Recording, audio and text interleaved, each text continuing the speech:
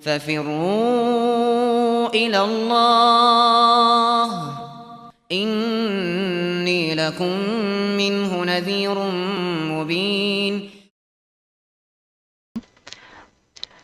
Pertanyaan pertama Ustaz, bagaimana sunnah-sunnah ibadah istighfar yang sesuai dengan syariat? Apakah ada tuntunan jumlah dan waktunya Ustaz? Bismillahirrahmanirrahim. Alhamdulillahirrabbilalamin. Wassalatu wassalamu ala al-mab'uthi rahmatan lil alamin. Nabiyina Muhammad wa ala alihi wa sahbihi wa man tabi'ahum bi ihsanin ila yaumiddin, amma ba'd. Istighfar itu dari ibadah yang sangat besar, ketaatan yang sangat agung. Karena itu di antara pembahasan yang paling luas cakupannya adalah pembahasan istighfar. Saking banyaknya ayat-ayat dan hadits-hadits yang menjelaskan tentang istighfar, keutamaannya, kebaikannya, dan berbagai bentuk dari istighfar. Serta pengaruh-pengaruh istighfar itu untuk pribadi, masyarakat, keluarga, untuk negara, untuk bumi yang kita pijak. Itu teruraikan di dalam berbagai ayat dan hadits-hadits Rasulullah Sallallahu Alaihi Wasallam. Diajarkan oleh Nabi Sallallahu Alaihi Wasallam banyak konteks istighfar ya. Ya, ada yang syah dari Nabi Sallallahu Alaihi Wasallam. Beliau berkata astaghfirullah dalam sehari dan semalam 100 kali, ada yang 70 kali dalam sebagian riwayat. Datang di dalam sebagian riwayat beliau kalau duduk beliau membaca Rabbighfirli warhamni innaka antal ghafurur rahim. Beliau baca 100 kali.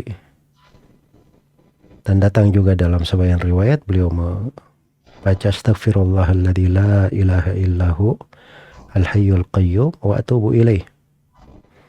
Iya. Dan istighfarnya Nabi Yunus alaihi salam, panada alla ilaha illa anta subhanak inni kuntu minadh dhalimin. Ada sayyidul istighfar yang dibaca di dzikir pagi dan sore. Itu disebutkan sebagai penghulu istighfar. Jadi istighfar itu banyak dari teks yang diajarkan oleh Nabi. Tapi secara umum kalau seorang beristighfar, berkata astaghfirullah, atau dia berkata Allahumma gfirli wa tub alayya innaka antat tawwabur rahim sebanyak 100 kali, maka itu juga boleh. Atau dia mengkonteks permohonan ampunnya diambil dari Al-Quran atau dari hadits, maka itu nggak ada masalah. Cuman yang perlu kita perhatikan, kalau istighfar itu berasal dari ayat-ayat Al-Quran dan hadits Rasulullah SAW, maka itu lebih sempurna dari sudut makna dan dari sudut anjuran di dalam membacanya.